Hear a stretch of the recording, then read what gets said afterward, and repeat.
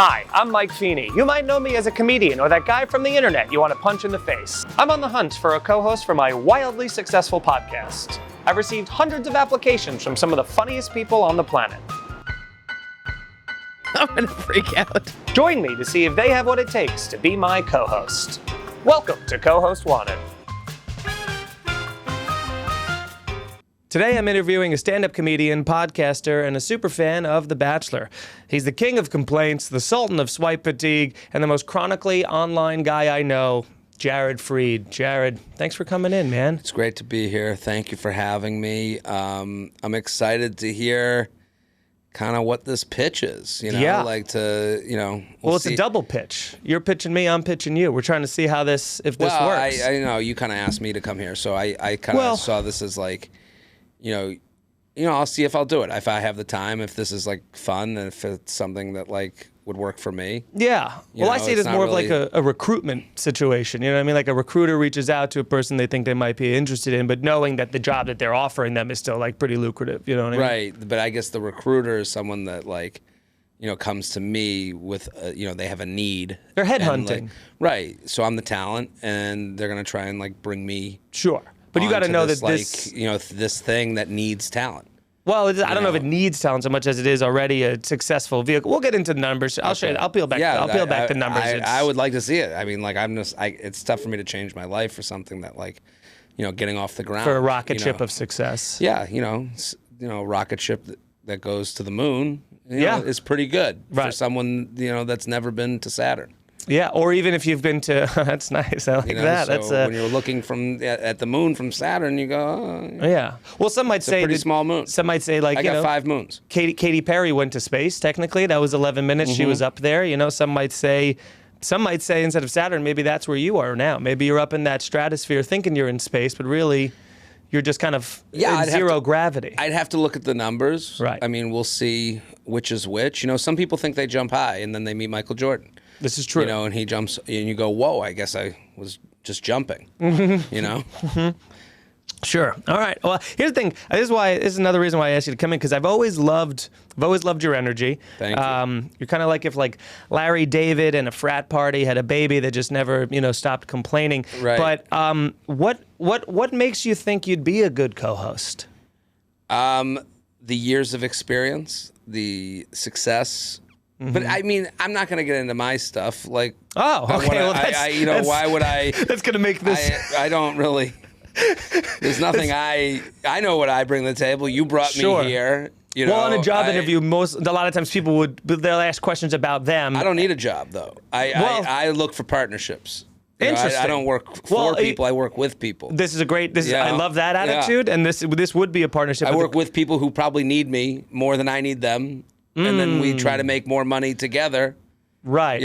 But you wouldn't think in that partnership someone would ask you any sort of questions about yourself. Yeah, we would have some questions, but like, well, here we go. It's like a date, Sometimes you go, okay, let me walk away from this, see how it felt, and then. Well, that's why maybe we go on the second date. This is why I feel like, again, this is why I think it could be a good fit, because we come from very different perspectives. You know what I mean? You're single. I'm married with a kid. You're Jewish. I'm Irish Catholic. You're from outside Boston. I'm from outside New York City. The rivalry built in. Yes, exactly. It's like a contentious sort of relationship. I feel this already in the air. You were in a frat. I was able to make friends on my own. Fraternity. So it's like yeah. Fraternity. You don't. I mean, don't call your country a cunt. Well, I say USA. I don't say United States of America every time I refer to it. Yeah, but there's a little respect put into USA. Is there a respect? When you say USA? You don't. USA is like how you would chant it at like a soccer game as a hooligan. Yeah. I mean, fraternity where you live. I'm not, going to call my, the frat. Maybe. Well, it's interesting because there's a whole legacy built in. There's people that came before me. There's like, there's. I want to get into fathers and fathers of fathers who all. Laid the groundwork for a place where we could, be respectable and have some code and honor. So you were in a fraternity. in Penn State, all right? Pennsylvania State University. Yeah, I mean, I'm not going to do that. Everybody calls it Penn State. No one says... Everybody, everyone does it one way, and some people are successful. I mean, this is do it the right way. We're going to do it how everyone does it? Is that how we're going to do this podcast? I mean... We're going to have a podcast the way everyone does it? Who would listen to us? Now this is where I'm interviewing you. Okay? This is where I'm getting a taste of how Mike Feeney does things. Yeah. And, you do what everyone does. I don't know. Maybe that's the tagline for the podcast. I don't know that I like where this is going. I don't know. I've always found how everyone does it. I've always found fraternities off-putting. Okay. I thought it was weird. People who can't get in, that's how they talk about it. No, it wasn't that. I found it weird that people lived together with nothing in common besides that they were sodomized by an upperclassman, and I just don't see... Why do you have to go in that direction? Is that the direction this podcast is going to go into? Well, that was the direction... Sodomy? That was the direction that it used to be. Who have you met, like in a real-world scenario, that they're like, I love my fraternity, also... When I got in, like the hazing was a real. What was your hazing process? The hazing process for me was really a chance to get it's mind games if it's done right. Okay, and like a podcast. Sleep deprivation. There's it is in service of the brotherhood of the home.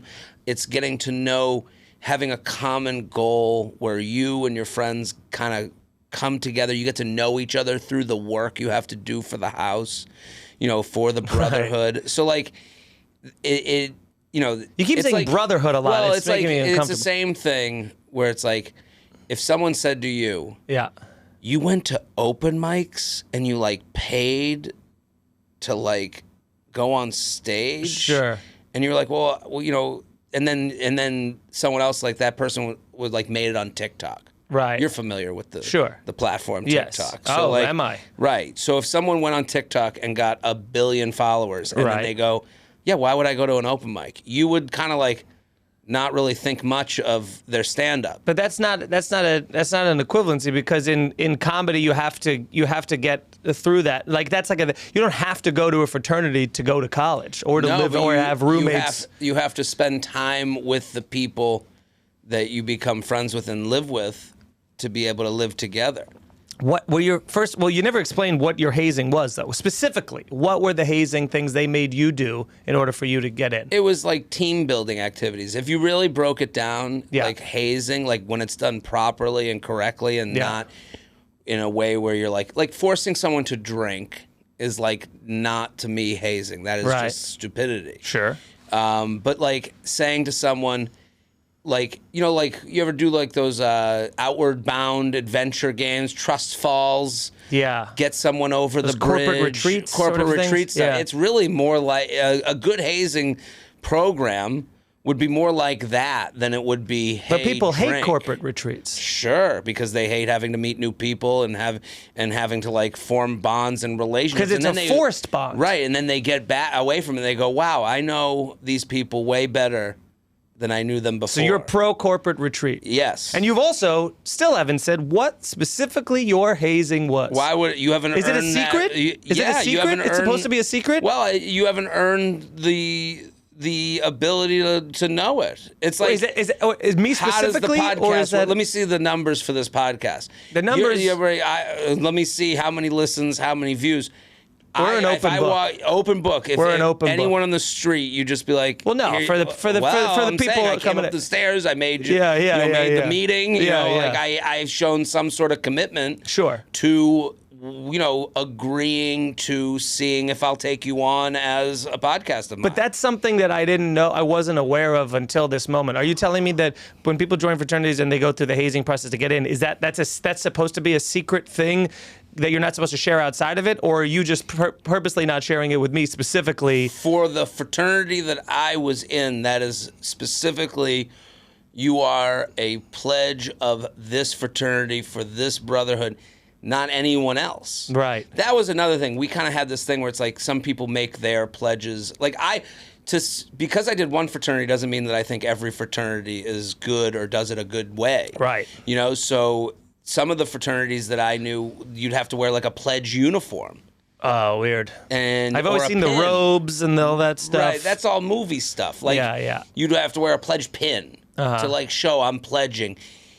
We had a thing where it was like, no, you're not everyone's pledge. Yeah. You're this house's pledge. So we don't want people to know you're pledging, with a pin, because what would end up happening, and it happens from time to time because people are immature and young, some person would come to your house for a party and be like, hey, get me a beer, pledge. Right, of course. And you're like, you're not even involved in this thing. Why would you talk to me that way? You're not part of the brotherhood that, you have no... The thing about pledging is, like, you have to go from doing this thing that is, like, kind of stupid, and, like, you have to, like, go from, like... Demeaning. Like a little demeaning, a little bit... kiss in the ring. And then you have to live with that person. Right. And the goal is that you would be friendly with that person. It goes the other way. But does it go away where they now can't, or even if you get in, they're still been there longer. But are you immediately equals, or can they still be like, hey man, go do the fucking dishes? No, immediately equals. Okay.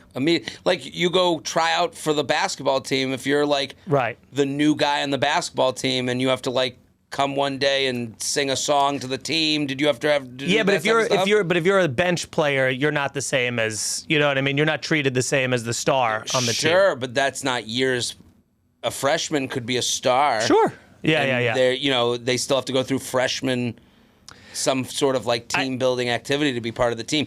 The freshman that's the star would be held in regard, but at the same time, that wouldn't mean that they would like talk down to the senior who like is like a bench glue guy. Yeah, I mean, I will say the more secretive that you are about it, the more it does feel like there's a sodomy aspect to it, but that's where it's your fine. mind goes. I mean, that's where it's I guess I have to like question whether I want to be a part of a podcast that deals in lowbrow humor. Well, it's not even so much lowbrow as it is there's a secrecy. There might be a trauma that come up. That you might be involved in some sort of scandal years from down the road that could affect my bottom line. If something comes out, Penn State hazing, and then there was you were there when Sandusky was there. So there's a whole like this is like part of this but I have to now go to damage control. I have to go to my people and go. Yeah.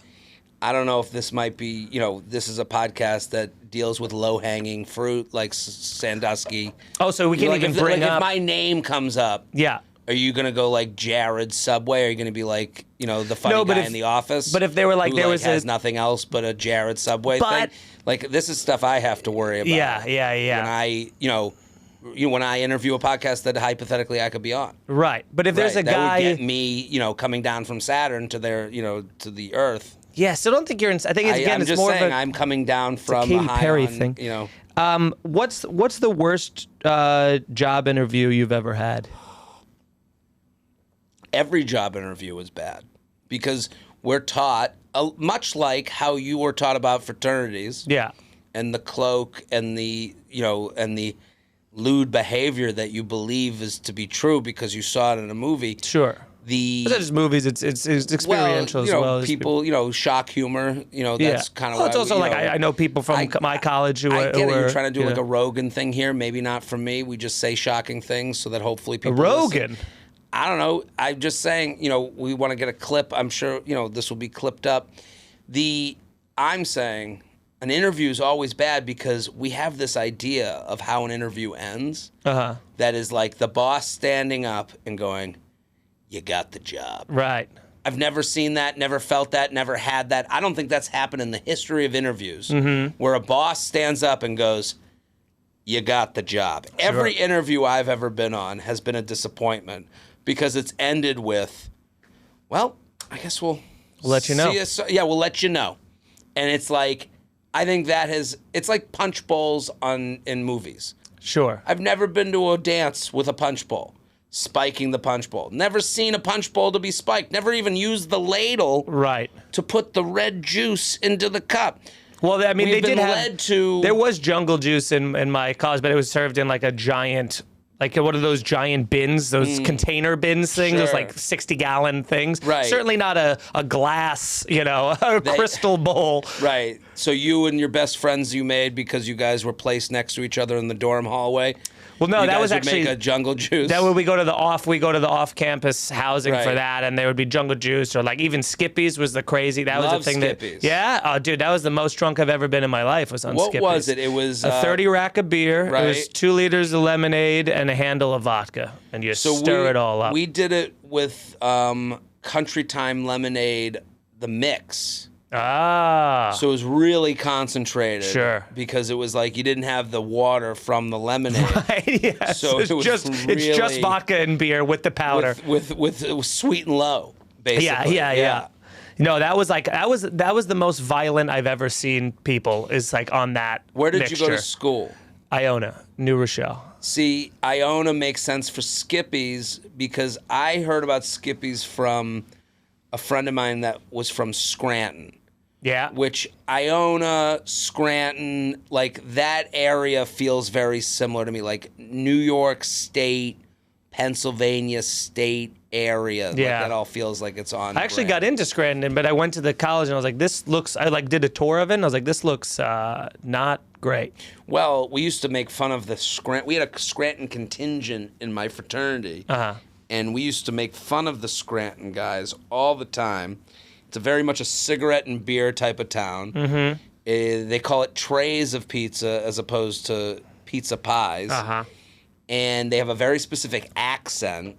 And we used to say to them, we were like, when they were like, we need to bring The Office, the TV show The Office, from England to the United States. Right. They were like, what's the saddest, most bleak place we can put it in? It is bleak. And it's Scranton, Pennsylvania. It's a bleak hellscape. And also there's a lot of Scranton pride, which I understand. It's your hometown. Yeah. Again, because the accent, it's an insular place. If you're from there, you're with us. If you're outside of there, you're an outsider and you're against us. So everything there is the best, the most wonderful. They would have their, they say their St. Patrick's Day parade is the best one in the country. No, it's Couldn't even be close to that. Not even close. And it was fun to make fun of them because they had outsized confidence for where they were from. Sure.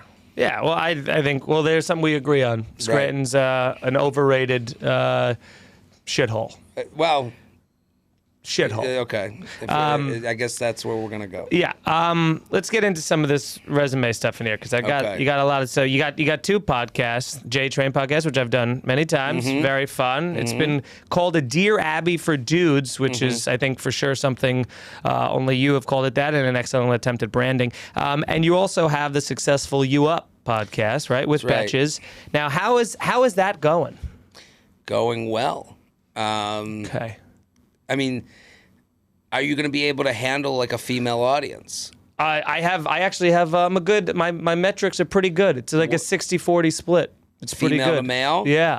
Okay, so that's something that would be important to me. Sure. From my end, because again, we can't have, your Rogan aspirations getting in the way of all of the. I know your shock if you know me, humor. It's my political. That's what I'm known for. Is my politics. Some of your shock antics. You know, if they're not from a truthful place, women seem to catch on to that. I can't have my female audience, turned off by. Where you're leading with your, I know you're big with vaccines. You're not a big fan. I just want to make sure. Yeah, big ivermectin guy, huh? I've always known you as an ivermectin type.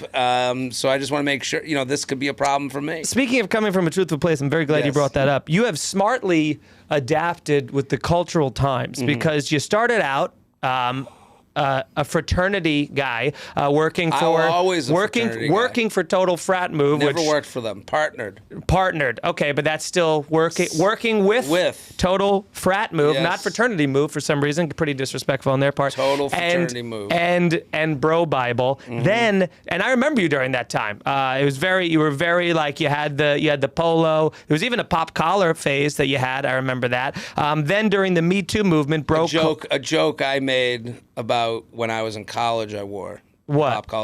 The pop collar. What about it? I wore it in college. Didn't you wear it in after that?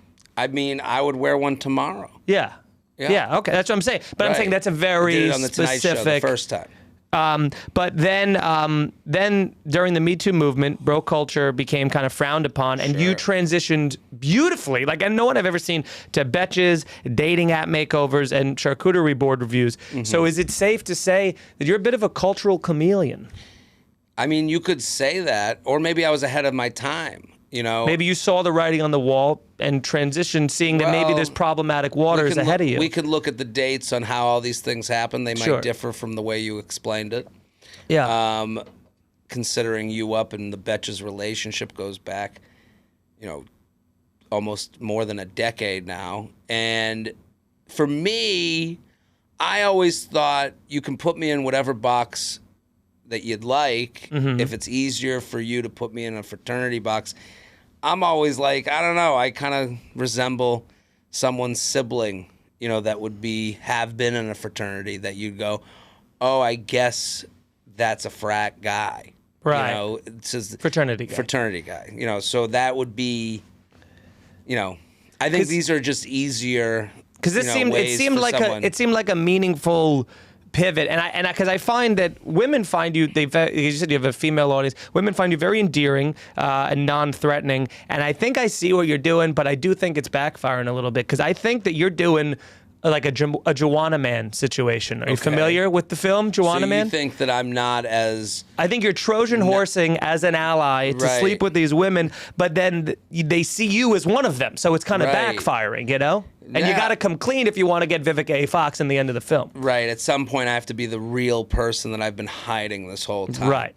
Yeah. I mean, I think that's how men see it. I think that's like, because they're like, there's no way that you could connect so much better with my girlfriend than I can. You know, that's where, you know, they go, how could I, you know, because men think they're the arbiter of funny. So, like, men bring their girlfriends to stand-up shows. Let me show you the comedian I know. You know, do you get a lot of angry boyfriends at your shows? Less so or now. resentful, I should say? In the beginning, it was like, wait a minute. This guy's telling you about what I think in our relationship. How could he ever? And then they go to the show, and within 10 minutes, they go, yeah, there's no lies being told. Like, I'm not making myself better than. I've never said that. I've never played a hero role. Right. If anything, I've become a spy that's turned on my own. Sure, like turncoat. Yes. If I was to be accused of anything, it would be, why would you tell them exactly what we're thinking? Right. And it's like, well, I don't really care. You know, like, I'm not trying to make myself better or better looking to your girlfriend. It's not my, you know, that's not my goal. My goal is to be funny and be truthful about what's going on. Follow the money. Yeah, follow the money. And then follow along with, like, you know, say things that might be uncomfortable for your boyfriend to say. Like, I always say, like, I'm the center of the bell curve. You know, most people live in that big, fat part of the bell curve. So it's like, if you're having something go on with your boyfriend, it's like, okay, I'm not going to be exactly right every time, but I'll be within 10%. Like, I've done what they're doing within 10% with the same feelings, and I can probably say it better than your boyfriend. So if you're a dating expert at this point and you've seen and heard it all, do you, once and for all, do you think that women and men can be platonic friends? Absolutely. You do? Absolutely. Friendship changes over time. I think that's the thing that gets kind of, you know, that people don't like hearing in this conversation. Like, if I have a best friend and it's a female friend, and then suddenly I find a girlfriend, and we start extending our, you know, our life together. Like, you know, you have a child, you have a wife. Yeah. Those people, friends, regardless of gender, those relationships are going to change. Right. Those are going to turn into different things. Those are going to turn into people I used to hang out with a lot, people I see a lot. If you continued your family with the baby and you continued this, like, huge relationship with someone, regardless of their gender, your wife would go, enough, over here. Right. If it's a woman, you'd start to go, what's your ulterior motive? It seems strange when it feels like women can be friends with men, but men at some point, even if it's early on, like, it feels like I know a lot of my friends who have really good friends who are women, but in the very beginning, it started out as like, I want to try and date or have sex with this woman. And then maybe she got shot down, maybe the timing wasn't right, and they just kind of curbed it. And then it just became a friendship. But at some point, it feels like a lot of the men that I know that have like a lot of close women friends have had ulterior motives. Well, it starts, if for any gender, differentiation friendship, you want to go, how'd you meet? Yeah. The why matters. Sure. We met in an elevator is like, oh, that was one person who was attracted to another person. That's why you talk to them. To meet cute. Over the time, you go, we just never were a match in that way. Right. And it turned into this friendship. I do think that has to, like, a hill to get over. So, like, there was, I don't know, have you watched the Nathan Fielder show, the rehearsal? No. Must watch. Are you afraid of flying? No. Then you have to watch it. If you have a fear of flying, might be a skip for anyone out there. Okay. I have a small fear of flying that's from a large fear of flying. Uh-huh. I used to be really bad, and now I'm like, because I've done it so much, you kind of fly it out of you. Yeah. So that is a part of the show. I've only seen episode 1, but there's a part of episode 1 where he's mediating a guy and his girlfriend. And the issue is the guy is like, hey, you hang out with a lot of your customers. And she's like not admitting that, like, while those customers she has no interest in, they are approaching her in a way where they have interest in her. Right. And it's like, I just think with any friendship, you have to, like, can the friend hang with you, your baby, and your wife? That's a good way to look at it. Like, if they can't, then that's weird. Something's off. A little suspect. Right, with any friend, no matter what the gender. So, but this actually, comes full circle here. Do you, Jared Freid, do you actually want to find love knowing that it will be detrimental to your brand? Because no one wants dating advice from a married guy with kids. Yeah, it would be, I guess I've never thought in terms of brands. Mm-hmm. I am what I am. I is what I is. So I think dating advice from a married guy might actually feel better to some. Now that's what I would think, is because that to me that's like would you rather get basketball advice from a guy who's on the team or a guy who watches a lot of basketball? Sure. One person's doing it. Well, the success story, that's who you want to hear from. Yeah, but I think the way I've always done it is like speak for my feelings. So like the worst dating advice questions are like the ones I can't answer and never have professed myself to answer. Yeah. How do you know when you're in love? Like, that is something that, like, I can't really do that for you. Like, sure. I can't give you the simplified method to figuring that out. Yeah. I can't, like, no one can. Like, that's actually, like, so the only advice, the quote-unquote successful dater, the advice that they could give better than me is also advice that, like, you can't, it's one story. I knew when I found love for this reason, that reason, and this reason with this person that I'm in love with, arm over their shoulder. The advice, when I give advice, it's only speaking from my own personal experience, which is like, okay, this guy right now texted me he had a great time after the date. Sure. I haven't heard from him since. That I can play out. I'm in that. Right. I'm that guy. I've written, great date. Would love to do it again, and then never done it again. I've been that guy. So a lot of the people that come to me, it's like, well, why? I can give you the why. Right. I was interested. Logistically, it didn't work out. I had a good time. I went back, thought about it. I sent a text because I would be nice to anybody. Sure. To me, this is more, that text of like, I had a great time is more for me than it is for you. It's a little bit of like a bow on things. Okay. Lets me come back to it, gives me a minute to think about it. I thought about it. I had other things going on. So like these are all things that I think some people find value in. Some people do not find any value in it at all. Like some women are like, they don't want to hear it. They're almost disgusted by it.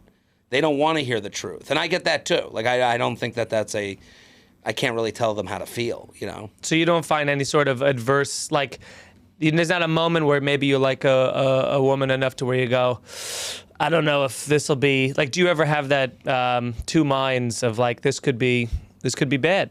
What do you mean? For the brand. What if I'm not the dating? No, the brand changes. As you said, you thought of me as a fraternity guy, and then you think of me not as a fraternity guy. So that wasn't because I was like writing down. Sure. Where do I take this? Company. It's I was just doing the things in my life. I see both. It's called growing up. I see the calculated. But I don't have interest in talking about things I have interest talking about. If you're talking about the same thing at 40, that you were talking about at 27. Yeah. It's a tough life. Right. And we see those people. So many. And you go, and it's part of the reason, like, admittedly, why I want to get married. Like, It's not, I want to find someone that I enjoy my time, but I'm not going to do it because, like, out of necessity. No. You want to do it, find love, settle down, change your brand. Right, and get the brand changed. Yeah, but big also, cultural I want to see the next episode of the show. I want to see it. Okay. I want to experience it. Sometimes I feel like I'm in reruns. I've been on this date before. I'm going to do a been in this interview before. I don't. Well, I've seen podcasts as a dime or dozen to me. Well, then have you been asked this question before? And this is a good psychological question. I need as hyper specific of an answer as you can give me to the number, please. Okay. How 20 many million? How many? That's probably not a bad guess considering what I'm about to ask you. Honestly, how many people are brushing their teeth right now? Brushing their teeth currently, right now, around the world. It's 1:05 p.m. East Coast time. Yeah. How many people are there? How many people are on Earth?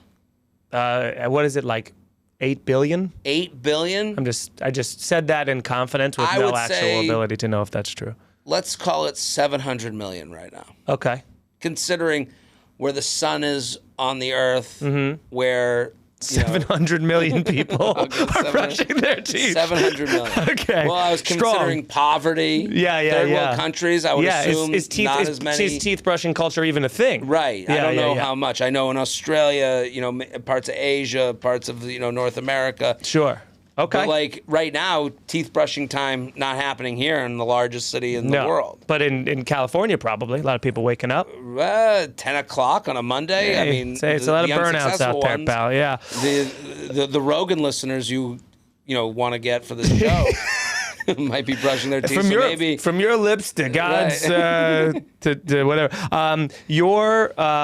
Okay, so you call yourself the Board Lord. That's one of many nicknames you've ascribed yourself. The sweatshirt right now. Oh, look at that! Your own merch, nice. Board Lord. Much. What makes a good charcuterie board in the shortest amount of words? The best charcuterie board is when someone is thinking of the person eating it and not themselves. Go on. When someone makes a board, if you're making a board for clicks and likes on social media, you are not thinking of the consumer who actually has to eat it.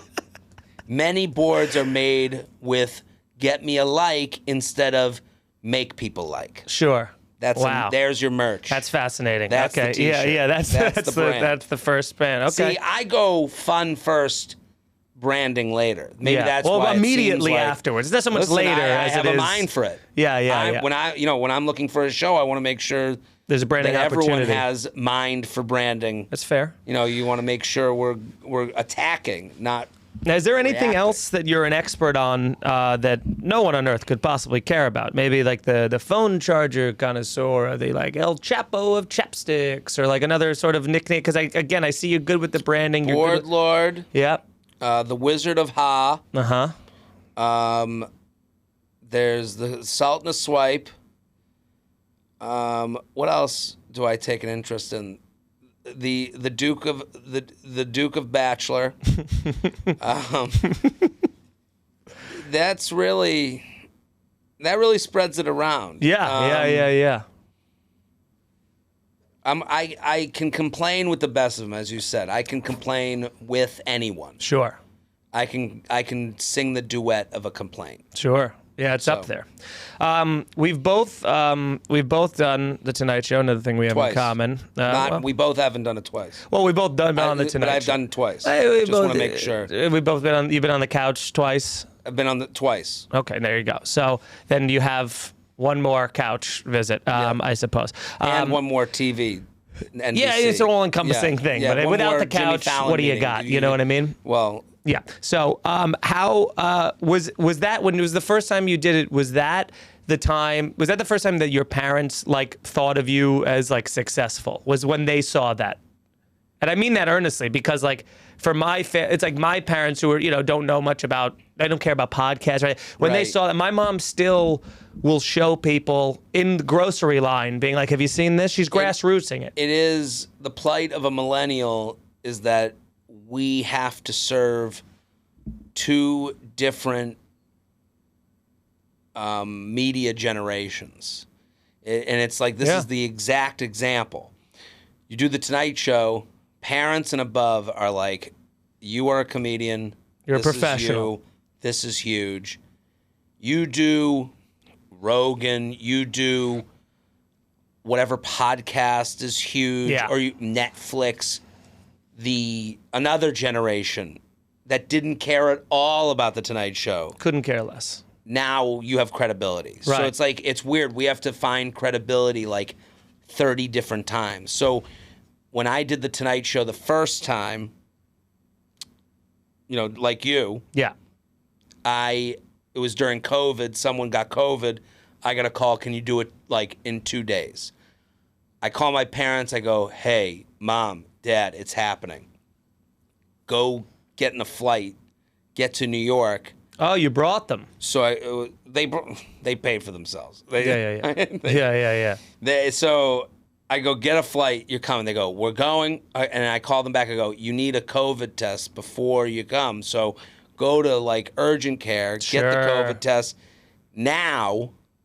And then my dad goes, we're vaccinated. Sure. And I go, it doesn't matter. It's a different conversation. Right. You need this ticket. Again, I don't mean to offend you with the vaccination. I know you don't like that. It's not. Not a thing. I don't want to disrupt the brand you're not going a thing. for. Don't you're thrusting a brand upon me. I know that in an effort to retain the women jokes and yours. Well, the Sandusky thing, you've actually kind of skated around that in sort of a disconcerting way. Sodomy, and when the news comes out, this is going to really blow up. I get it. This is what you're going for. Yeah, this is. So I have to decide whether I want to be a part of the show that wants to be, Subway Jared. Okay. I never said Subway Jared. You said Subway Jared. I knew that was coming. It's not. So I go, no, go get tested now so that you have this ticket to get in. Sure. That's the ticket to get in. My dad goes, we'll watch on TV. So they didn't end up coming. Ah, that's fun. And I brought my best friend and his wife, and they came, and they were excited because I was like, you guys are in, they're out, fine. But it was a big moment for my parents. But then I did it the second time, which hopefully you'll get to do. But again, 2, 1. Well, we're in talks. It'll be sooner than you think. Maybe that's the name of our podcast, 2 and 1. Yeah. So working, we can work with it. Yeah. If I take you on. Well, it's the other way around. You're in the studio here. So money's no object. See. So the second time, my parents were like, we're coming. Sure. We're going to go. And my parents were in the green room, as you know. It's this very well-decorated green room. Yes. They're all different themes. But it's not really big. So it's you're kind of my dad's on... One person can sit. The other two are standing. Right. My dad's sitting on a desk. I'm on a chair. My mom's hovering around. They're taking the food from Kelly Clarkson's show. Dude, the nervous energy that I would not want my parents there just because I feel like they'd be asking. No. I brought my wife at the time. Right, because you get 1 plus 1 or 2. Yeah. So, okay, so that makes sense because my parents were like 2 dogs without leashes and I had forgotten the leash and they weren't trained. Right, yeah. They're everywhere. They're eating crafty. They're in other rooms. Yeah. So Jimmy Fallon comes over and he does his thing where he'll come to you and this isn't me blowing smoke up his ass because what does he need this from me? Right. I will say this, what I appreciated most about a guy like that is how much he knew it was a big deal for my parents to meet him. Sure. He understood how monumental this was in my life, in your life. I'm sure. He comes, he gives you his time. And he's present. Present, talking with you. And again, like, I'm not trying to I don't like to deify someone for their celebrity. Yeah. He understood the assignment. Dude, I talked to him for 5 minutes, and I immediately knew why he was famous. After 30 seconds, you go, I get it. I've said that exact same thing. You're right. You go, charming, just got it. In a way where we meet people all the time who don't give you, a blink. They say Letterman would just ice you out, And if that's the case, he knew how to take a amazing experience and make it even more amazing, right. Icing on the cake. So he comes in, and my parents are can't believe it. Sure. They are in awe. And by the end, and Michael Cox, the booker, great guy, he comes over, and he's coming over to watch this conversation. And he even brought it up to me. He was and then at the end of the conversation, my mom goes, "Oh my God, thank you." Goes to shake Jimmy's hand, takes his hand and kisses his hand. Literally, kisses the ring. Kisses the ring. Quite literally, he starts kissing, and I'm like, "Are you kissing his hand? What are you doing? Get off of him!" Yeah. And you see Michael Cox, his eyes are what the? It's his boss. Someone's literally, my mom's sucking on his ring finger, and I'm like, "Can you get away from this person?" It's that you could see how. Again, The Tonight Show, to my parents, to your parents. Means it's by the way, Long Island moms and Jewish moms are almost interchangeable. You would, if you had them in a lineup and just had them talk and complain, you would not be able to tell them apart. No, this is what everyone says who's not Jewish. They always try to get to our team. Long Island? Yeah, Long Island, Italian. Well, Long Island also is very Jewish. Jews do this the other way. Yeah. We never go. They're very, keep out. We do. And we'll get you Italians out. go, they go, Italians just like Jews. I go, yeah. You never heard Jew. We're just like Italian. Yeah. It's always Yeah, that hasn't served them very well over the millennia. I'm okay with it. Seems a lot of us and them action going on. Listen, you want us to? Well, listen, we're gonna live by it. Okay. Because dude, he was so nice. Just a quick fluffing Jimmy for no goddamn reason, but right. Once we got done with the show. He was walking out. My wife was in the studio, but not in the seats, behind the risers almost. You know what I mean? So when he walks off the show and he says goodnight, he walks down. He makes that hard right, and then he's got he almost has his own hallway he can go down, a private hallway. But then he also can go down the other one. Instead of going right to go back towards his dressing room, he went left past the audience and went up to my wife and was your husband did great. He's welcome back anytime. It was this whole extra thing that he didn't need. He had already come and talked to us. He was very nice to us, and then they just it was very. It's hard to talk about because it's tough to give equal time to the people that didn't do it right. Sure. Because you don't want to it's almost you can't talk about. You can't be wow, Jimmy Fallon is amazing because you sound like this name dropper. Yes. Blowing smoke up their ass guy. Right.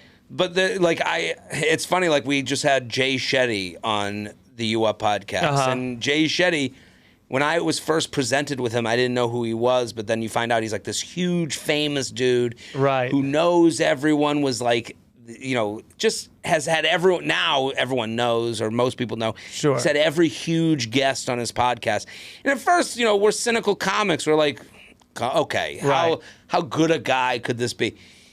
And he can't, and what's the talent here? Sure. I think we have as comedians this cynicism of fame with no talent, right? And then he's come on the show, and I'm he just came on, and I'm it was his third time on our show, and every time he has been nothing but nice and wonderful. And this was it took 3 times for me to be this guy is a fucking genius. Charisma is a talent, total talent, and he we did these things, these pep talks, where I was I presented the saddest human being ever. And I was talk him out of it. Okay. Let's see how good you are. He was he was really unbelievable at it. And it's hard because I'm and then you have people that just are going to hate anyone who's successful. And my mind can be changed. Sure. I can go from, who is this guy, to...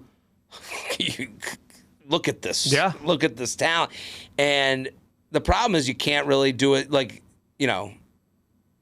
when you go to talk shit on someone, there's someone else who loves them or loves a version of them, and you're like, isn't that the worst when you just have a really terrible experience with a person over and over again, and then you confide in another friend where you're like, that guy fucking stinks, and then they're like, oh, that guy was actually the best man at my wedding. You're like, that's unfortunate, and then it makes me like that person less. Right? You're like, really? Like you buy that bullshit? Yeah. You start trying to just undercut them at any turn. It's so annoying, and it's like all you want, like, I just want medium in my life. Like, I want people to go, like, I can look at Jimmy Fallon and go, that was such a nice thing he did. Yeah. While also going, I'm not like saying this like hoping for like my big opportunity for it. It's not gonna happen. It's stupid. You already got the opportunity. Yeah. Twice.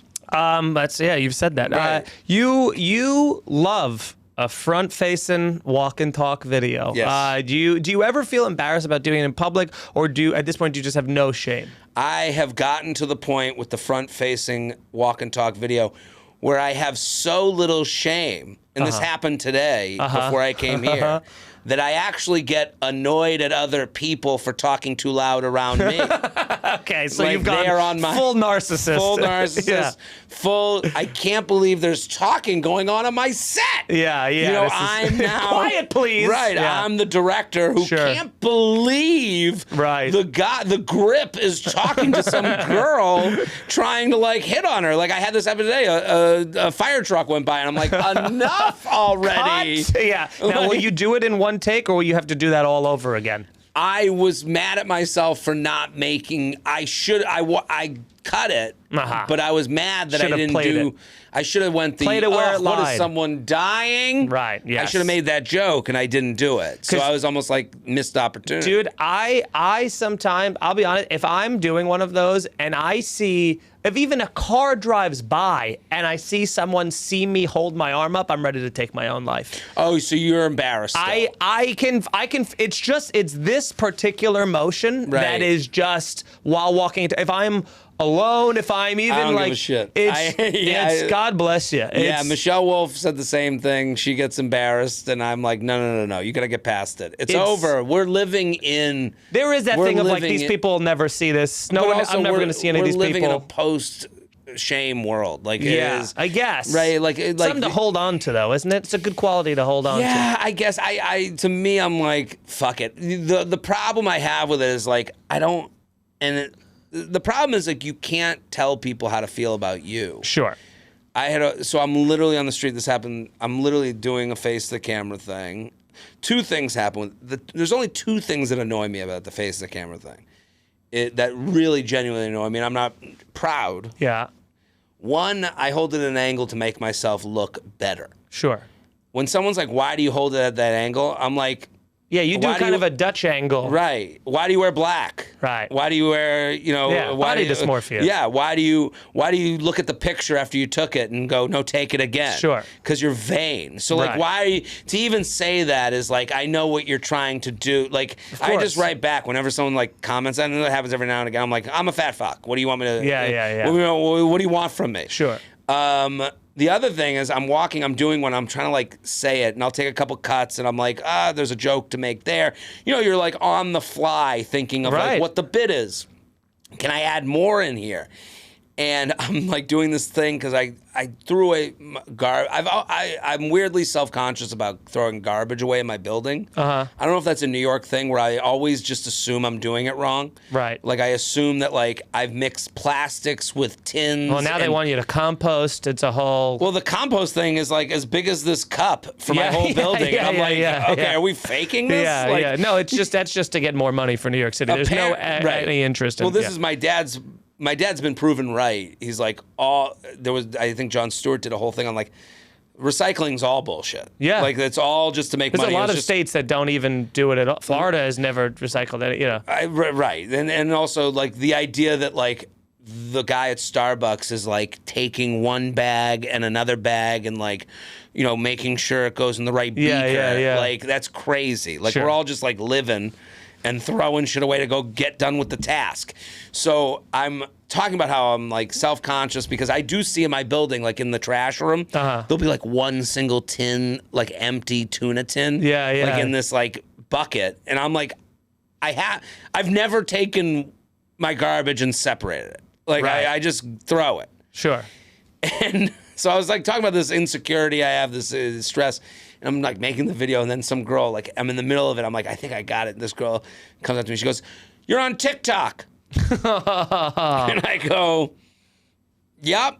Like, I don't know how to respond to "you're on TikTok" because I'm like hearing the words. It's a declarative statement. Right. But we take things, that's how we would take it. Right. Like, the sentiment is, I recognize you, I like your stuff. Right. Which is how we should take it. We never do. You know, you go, so I go, I'm on there, like, I'm immediately annoyed. She goes, "You're the second TikToker I've run into today." I was like, what a demeaning way to describe second TikToker. I'm like, I wanted to literally jump into the Hudson River with cinder blocks tied to my feet, like after that moment. But also TikTok, like, is another one of those platforms where it's the least people. She might know all of your stuff and see every one of your videos and not be following you. TikTok is regularly that way. You get that's the most times you see comments where people goes, "This was amazing." Like, someone at me when he does another video, and you're like, "That's not how this works." Well, you and I are one and the same in that respect, and especially for this podcast, if I come on here and choose to do it. Yeah, we'll see. That's a scary future for us. For sure. Because if we're just some thing that comes across your screen and we're getting paid like by the hopes that it goes on as many screens as possible. Yeah, we're an infomercial. We're ShamWow guy. Right. Instead of like getting paid for, I genuinely appreciate your talent and want to come back to your store over and over again. Which, by the way, the store is free unless you're coming to a live show. Right. But the store is almost to promote the store. Of course. The other store. You can go in the back of the store that's a little bit more pay, but like, but we're kind of like doing this like levels of stores thing. Right. You know, where it's like, okay. And again, like we get it. We're like, sure. Yeah, all we want is for you to watch our stuff. Yeah. And then all we want is for you to like laugh from it. Then we want you to laugh from it so much you like it. Then we want you to laugh so much from it you share it. You share it with someone that you know has the same sense of humor as you. Then we want you and your friend who shared that stuff together to go, "Oh my God, they're playing a show next Tuesday. Yeah, we have to go. We have to go." All of those things we love. Yeah. We feel so much. If we live in a world where no one thinks to do like the last few things. Yeah, just those first two. That was great. You know? You kind of like, oh my God, we're like screwed. Yeah, and if the only people who get paid up front to do those last things are people who got successful in other things, like let's say you become a really good punter. And then you go to college and you're a college punter. You even got you get a scholarship, and then you go to the NFL. You make money being one of the greatest punters alive. Sure. And then you're kind of funny, so you go on like a podcast or two, and people are like, "Wow, that punter is pretty funny for a punter." Yeah. And then that place that puts you on goes, "We'll just keep having them on. Hey, do you want your own show? Yeah. You're a funny punter." And people respect your opinion because you were in the locker room with a bunch of other funny, famous athletes. Yeah. You can give us a perspective we can't find anywhere. And then let's say that punter becomes the Regis Philbin of our time. Yeah, one of the most famous. Right. Don't you think there's a problem that the only way to become a media person and comedian is to somehow be the greatest, have been famous from something else? Right. Yeah. Isn't that a scary proposition? No, yeah. This is all, stand-up comedy is newspaper sales, pal. That's done. That's why the future is this. Right. The future is we got to start punting. Yeah. Yeah. I'm going to start doing some wind sprints. How many photographs exist of you in total, you think? Photographs? Photos. I say photographs. It's like a fraternity thing. Yeah. It is respectful to the medium. Yeah. I would say probably selfies over 1 million. Yeah, what about, okay, so let's do it with selfies first. With selfies, there's over 1 million. Gotta be over 1 million photos of me. Okay, and then without selfies, what do you think, like 8? 8. Yeah. Okay. You've watched. We got to get into this because I'd behoove if I didn't. You've watched so many hours of The Bachelor, The Bachelorette. You know the ins and outs. You've. If you went on as a contestant, would you try to win, or would you try to come in like second so you can get your own season, and then you can pick from any of the superficial, fame-hungry people you want? It's really hard to say because I couldn't go on the. It would be impossible for me to get far on The Bachelor. Why? You know all the... Do you think anyone that actually goes on that show is like actually looking for love? I think the best Bachelor contestant is someone who's like, this will be fun. Maybe I'll find love. Maybe I'll make a friend. Right. I think the ones that go on to be famous, they're fun to watch. The overwhelming majority of them. Yeah, I think the famous thing is like in the back of their head. Like I think that's the best version. Sure. If you go on to be famous, it's almost a tough watch. Right. Because I've met a bunch of these people, and there's levels of like, from garbage to the most amazing people I've ever met. Sure. And like anything. I got death threats from one Bachelor contestant one time. Really? Yeah. Why? I don't know. I'm not even not name dropping him because I don't know who he is. It was on The Bachelorette. He was one of the guys that got kicked off like almost immediately. He showed up out of like a limo with like blow up dolls and stuff like that. He was like a big idiot or something like that. Yeah. I did a popular podcast, and he's a fan of one of the comics on the show, and we had like a fun back and forth, and he took that as. He didn't understand the bit of it, and so he took that as like, I hate this guy, and then he was like, I see you're coming to Jersey, maybe me and my friends will come say hello. Like actual death threats coming to the thing, but, you know, he didn't show up because obviously he's a pussy, but, you know, and if he wants to show up, you know where to fucking find me. Well, hold on. Yeah. So he was on the show? No, I did Kill Tony. Right, I assumed it was Kill Tony. I was on Kill Tony. I had a back and forth with one of the regulars on the show, who I'm like friends with off the show, but we did like a fun back and forth. It's a wrestling. That's what people. It's like people don't understand that that's wrestling. So it's kind of like they were like, it'd be as if, you know, you saw Bret Hart and Shawn Michaels have a thing, and then afterwards in real life you give Bret Hart death threats because you're a Shawn Michaels fan. Okay, that's more crazy than I would have assumed it to be. Yeah. I thought you got into it with him on the show. Like he may have come on Kill Tony as like. Oh no, I've never met this person in my life. So this person was such a fan of the comedian you were talking, you know, shooting shit with. Yeah. That they got angry at you and threatened you. Left multiple comments on videos, DM'd me. Here's the thing: if you want to leave a public like I'm gonna kill you kind of a thing, that's fine. But a DM death threat's a very specific. Well, there's a reason. He probably has like a blue check mark because he was on the show for 15 minutes. Yeah. He has taken that as like, I get seen by these people, so he has taken a certain amount of. Pleasure with himself. That I can talk to people. Like, that's how delusional that person is. Well, and then the person's also like, he's like, you'll never be on the show. That's a one and done. I was like, I've done it 3 times. You know, like, it's fine. Like, you know, it's just a thing of like, these people get upset that like you're friends with people who they will never know they exist. You know what I mean? It's that kind of thing. But he has a self-importance when he's like messaging you. As if you're going to like I got your back. Right. You know it's like, he's probably messaged with that other guy. And the guy probably like hearts half of his shit just to get him to shut up. Yeah, the guy is nice enough to him because he's a fan. The comic was deeply embarrassed and apologetic about his. Like, I know the guy because I was nice to him. He said nice things. Yeah. And now I gotta he's on my crew. Yeah, that sucks. I want to get into this because we are running out of time here, but I want to see because I know again. I want to test to see how big of a fan of The Bachelor and Bachelorette you are, pal. I start at a certain point. Okay, what year are you starting at? 2016, 2017, maybe. Perfect. This will be right in the wheelhouse. So it's very easy. I'm just going to say the year, and I'll give you The Bachelor or Bachelorette. You just tell me the winner. Easy enough? I can try my best. Okay. It's hard because you mentioned professional wrestling. I watch The Bachelor, Bachelorette as if it's professional wrestling. Right. So and it is to me. To me, the moments are real. The conceit can be, is kind of fake. It's like this person can't afford the dates they're going on, but you still got to go on the date. Yeah. Still got to jump off the top rope. You still got to take the bumps. Of course. So, okay, we'll try.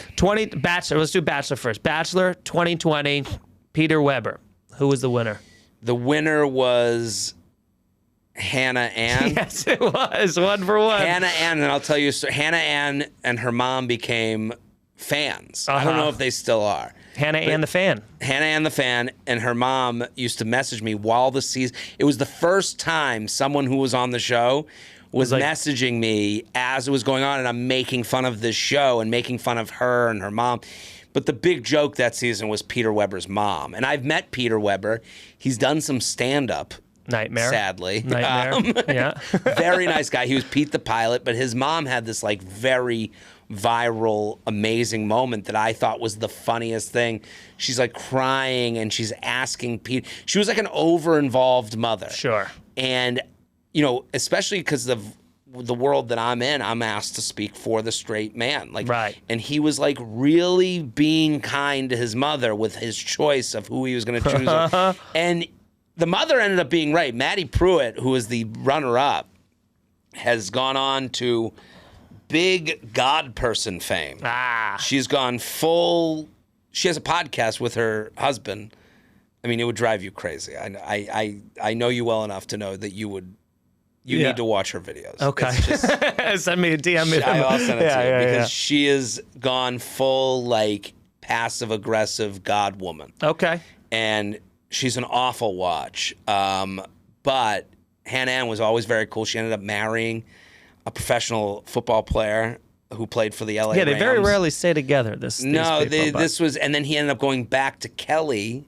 I think her name is. This is crazy. All right, we're getting too bogged down. Let's go more rapid fire. 2018, Ari Ludenik, maybe? Ludovic. He ended up with, he was going to be with Becca, and then he dumped her on the final he ended up making a switch for, does it start with an L? I have Becca down as the winner. No, she's the winner, and then he left her. Gotcha. And it was actually one of the most amazing TV moments. It was a switcheroo. He sat her down in this is when Chris Harrison was still on the show. They brought, again, this show, if you're not, like, if you're a guy who's like, fuck The Bachelor, reassess your opinions. Yeah. If you watch this with your wife or girlfriend or ever, you will have opinions that they've just never like kind of considered. Sure. Just because you're the other side of the aisle. That's okay. Not because they wouldn't. It's just like you're interesting immediately. Of course. So he brings her into this house in LA and dumps her with they did live cameras. Like this was like there was no editing. Yeah. They promoted it as we're not gonna edit it. We're gonna like bring her in, surprise. Right. It was devastating. Most embarrassing moment of her life. She's now married. She married a guy she met on Bachelor in Paradise, Thomas, who I was never a fan of on the show. He seemed kind of like devious. They have a kid together. Look at that. So I know. Listen. I'm now it all works out. You brought me on here to make me realize how much I know. My brain is being used by this shit. Yeah. All right, let's go over. Who did he end up with though? He ended up with the other woman, not Becca. She did win though, right? Technically. Bachelorette 2017. He just had a vasectomy. Dude, hold on. He has a crazy story. This is crazy. Do you understand the level of... And he had a vasectomy and now got a reverse vasectomy to have a fourth kid. Who does that? I don't... people who are on The Bachelor. That's a crazy person. And people who dump someone on live television. Yeah, I guess you're right. Fair. 2017, Rachel L. What is it? Lindsay? I can't even remember. Rachel Lindsay. Who is the winner there? They just got a divorce, and he asked for money. People hate alimony. He asked for alimony. He was a chiropractor. I don't remember his name, but I know he was a chiropractor. Starts with a B. Brian? Yeah. I think you for sure just pretend. You're realizing how psychotic this is, and you're just downplaying it. I can't even remember. Brian. It's Brian. Brian with a Y, by the way. I stopped watching. That was one of the few seasons where I was like, I've had enough of this. Brian was a chiropractor. They used to have the loudest kisses. And he ends up married. They end up getting married. Rachel Lindsay's like, does very well from off the show and is a really good personality, fun, all that stuff.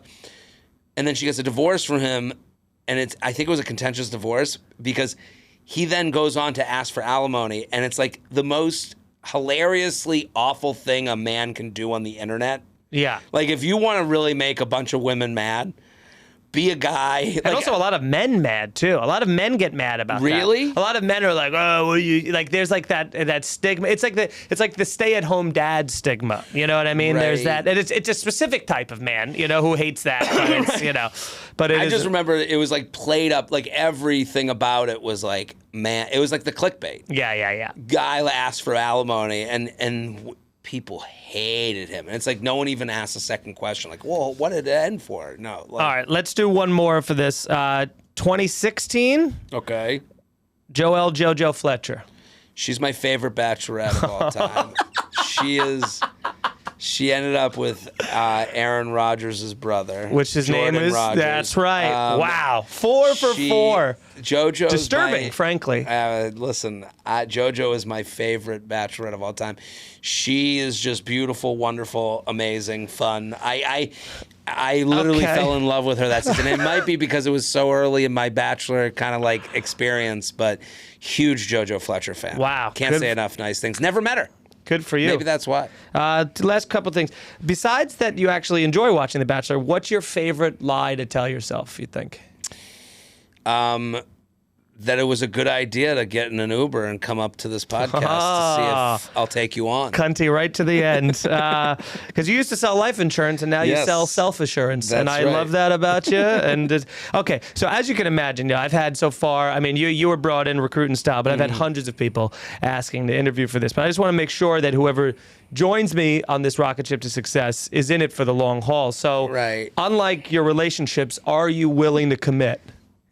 I can commit if it's the right situation, just like my relationships. If it's the right situation. Well, it hasn't worked out there either yet. But someone's got to be good enough for me. My situation. Yeah. Well, 37 and single, Netflix special. 40 and single. That's coming soon. Next Netflix special, That's the next one. We're going to call it 40 and single. Yeah, it gets sadder, that timeline. Or it gets more empowering. Still searching. And still searching. The pool gets thinner, let's say. Where can people find you and on the internet and all the in socials, person? Jared Freid. Just search my name, Freid. It'll pop up. There you go. I'm there. You know what? Some of you, I'll be honest. Something you've done in this that most of the other applicants so far haven't. You really held my feet to the fire in this, listen. If I'm going to bring you into the JCU, the J-Train Cinematic Universe, I got to make sure another, you're right. Another nickname, another piece of merch. I'm sure it's the underwear you're wearing or something. That's right. But I do kind of like that, and it would kind of drive me. And I also didn't think that if I brought somebody on that I wouldn't be the cunty one. So this is actually me reimagining my whole thing. But regardless, Jared, thanks for coming in, man. And it's a pleasure. We'll let you know. Yeah. Okay. Thank you.